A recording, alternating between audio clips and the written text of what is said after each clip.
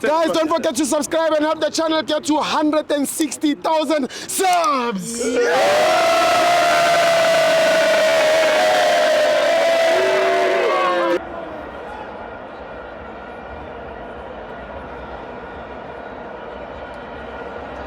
Welcome to my fans on TV. It's the Carling Black Label Cup. Kaizer Chiefs 0, Stellis 0. Stellis wins via penalties. I'm joined by Umenier Wetiski.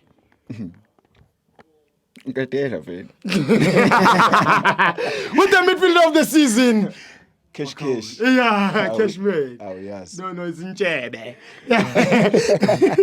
No, There is I. Sibo singamosha isikhathi ne. Yeah, singamosha isikhathi. Sibo.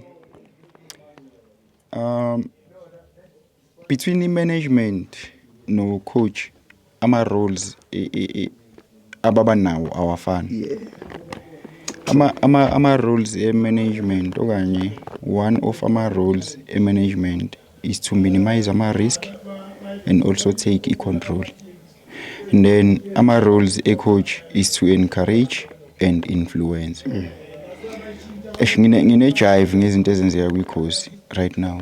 Umuthi uya-check management. Remember ngithe i-role yenye ya management is to minimize ama risk. Yes. For mina i-management ye-Chiefs ayiwa minimizanga ama risk the time bexosha u-coach Nabi. Because laphana leya decision uyabona ukuthi it was more influenced by something yenza ku social media. Remember coach Nabo wahamba eyochecka uNkosikazi kune ma challenges akho la. Yes. And then amajita lawasele asala yenze njani awina lama game abawinile. And then social media ICT there's no need for ukuthi uNabi yenze njani abuye sesisorted. So abayithatha control la ba check influence social media. Again isibuyele ku coaching department. Remember ngithe is to encourage and influence. For me there is nothing encouraging and influencing ukuthi ucoach njalo wenza amasapu ngoba nakho ama fans ese-complain. Sibuyele back nakulento yenzeke nini nge-extra time. As a coach you need to be sure of ama decisions owenza njani owathathayo. So lento iyakutshela ukuthi kune jive khona between i-management ne coaching staff as well as influence yama fans. Somewhere somehow abawalandela ama roles kufuze ngabawalandela.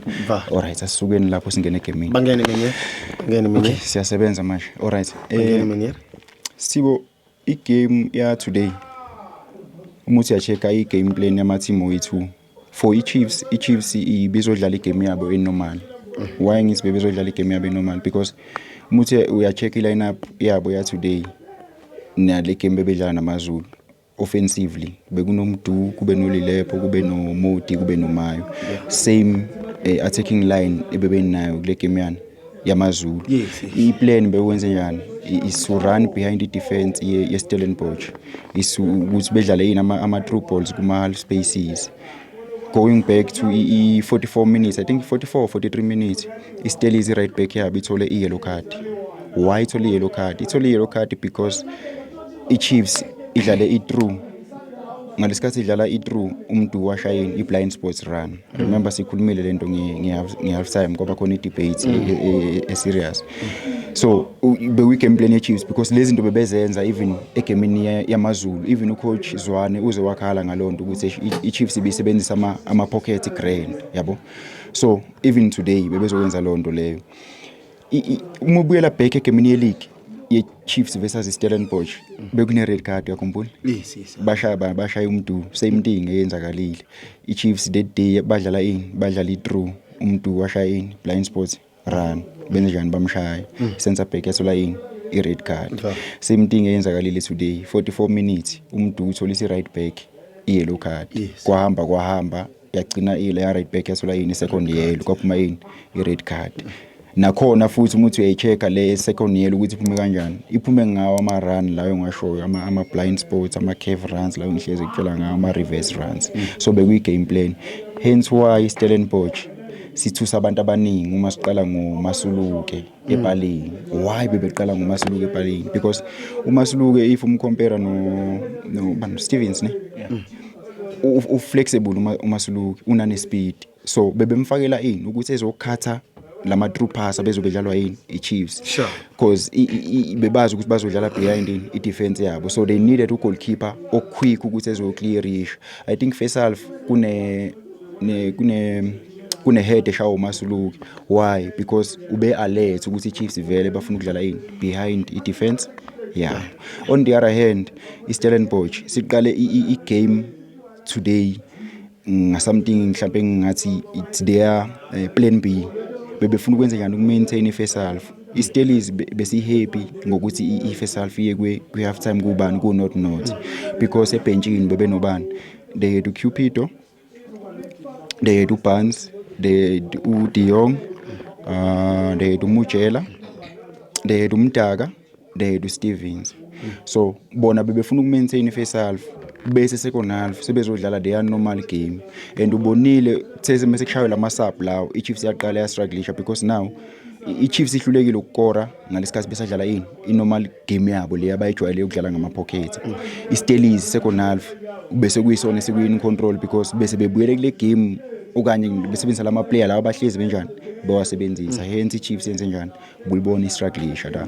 But then for mina I think ucoach weStellies cishe wayilahla igame ngalesikhathi engakhiphi i-right back yabo. Remember 43-44 itholi i-yellow card, right? Why itholi i-yellow card? Because bebemxaka ngalama runs lawa lama bhola adlalwa behind. For ucoach ona experience njengo coach Barker bekufanele abone ukuthi okay iChiefs isifaka uSirene, isifaka abo Dupreez, vele uSirene uyighost ngokudlala ngani ukudlala kuma pockets nama half spaces. uDupreez uyenze njani uyighost ngani ngama runs behind i defense. For mina I think nje going to extra time bekufanele bemsapho umjita because I game since bese struggleish and even worse bese nani bese ne yellow. Yes. But fortunately for them bakhona ukuthi behambe igame beyiwine bagcine beyone kuphi emapenalty. Sengivala Sithibo,